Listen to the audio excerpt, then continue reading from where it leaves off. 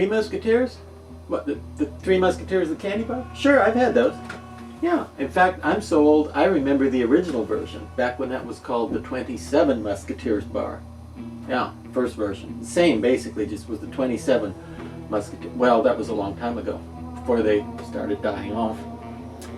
But, good evening, and welcome to Creepy Cheapies with Dr. Lady, here at the Library of Horror Hotel, where we look for cool and interesting Halloween masks. I'm Pliny the Elder, and we interrupt your usual regularly scheduled array of Creepy Cheapies here this evening, or this morning, in order to bring you this emergency Creepy Cheapie on behalf of Leatherface. Now, some of you might be thinking, what? Why does he keep doing Leatherface masks? You might be thinking, Leatherface must be Dr. Lady's favorite horror character because he keeps doing different... No, that's not really the case. The thing about Leatherface is, besides all the other things about him, the thing about his mask is, you have to expect that. I mean, take for example Jason Voorhees. He's got one of those hard plastic hockey masks. Those things will last virtually forever. I don't think they're even biodegradable, are they?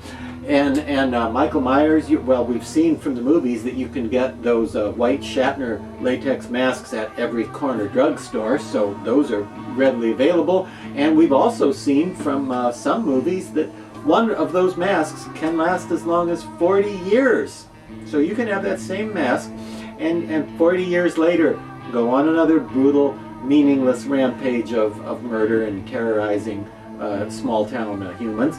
And you've got the same mask and it's still good enough. But poor old Leatherface, see, because he has to make all his own masks himself out of the skin of the people he's killed. This is why I have to mark these videos as suitable only for adult viewing. Even though I don't use a lot of foul language, or you don't see a lot of nudity here on Creepy Cheapies, but I can see this is the kind of, anyway, it's the subject matter that's not so much the content, it's just the, okay, Leatherface here making a new mask for himself, apparently in time for the 2013 movie Texas Chainsaw 3D, which might be my least favorite of the movies. It's pretty bad even by Texas Chainsaw sequel standards. It doesn't make any sense, and it's full of continuity errors, and worst of all, it isn't scary, really. But this mask, which came out in 2018, I believe, the 2018 season, from the folks at Trick or Treat Studios, is a pretty great mask. I actually like the Trick or Treat Studios mask, which was sculpted by a very talented guy named Russ Lukic, and is available for about 60 bucks. I like it better than the one in the movie. It looks better as a mask in your collection than the one photographed in the actual film. And here's a comparison, the picture of it on the box cover right there, or the sleeve I should say. Now you may be wondering if he thought the movie was so poor, why does he own the DVD and Blu-ray of it? Let's move on. The mask has rooted in hair, as you can see, I think. Very nicely done. It's not real sparse like some, it's pretty thick, and since it's rooted in, sewn right into the latex, if you wear this you can run around and jump out and scare people, and the hair won't come off like a wig might. The eye holes and mouth are cut out right where it looks like they should be, okay? And I've got a black styrofoam head in there for display purposes.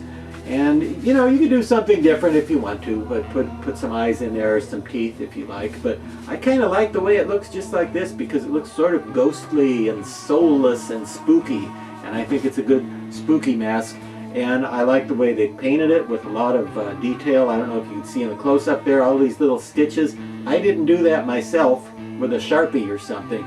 It came with every single one of those, you know, accented with a little stroke of black paint, which is pretty impressive for something in the $60 price range. And as you can see, the stitches and the lines of stitching run all over the place, and I didn't do anything to this one. It actually looked this great straight out of the bag from Trick or Treat Studios. Now backing up a little, Why did I say it was an emergency? Because as of 2020, they were discontinuing all the Leatherface and Texas Chainsaw Massacre franchise products and masks. So if you want one of these, you should probably act quickly as possible. There were a bunch of them still online, available from various eBay sellers, Amazon sellers, and mask dealers and websites here and there. So you should be able to still score one for a neighborhood of 60 bucks. And I think it's worth it, because even if you thought as little of the movie and you were as disappointed by it as I was, you gotta admit, it's a pretty cool Leatherface, and even if you don't know what movie it's from or you don't know what it is, I think it's creepy. I think it's a nice, scary, creepy one anyway. And if you collect Leatherface masks, well, Leatherface was kind of one of the original mask collectors, wasn't he? Because he always had different... but anyway, once again, 60 bucks, Russ Lukich, Trick or Treat Studios, Texas Chainsaw 3D, which, as you've seen, was just called Texas Chainsaw on DVD and Blu-ray because they didn't do the 3D thing. You see it. Get yours today, quick, before they make the female version, where he's called Featherlace.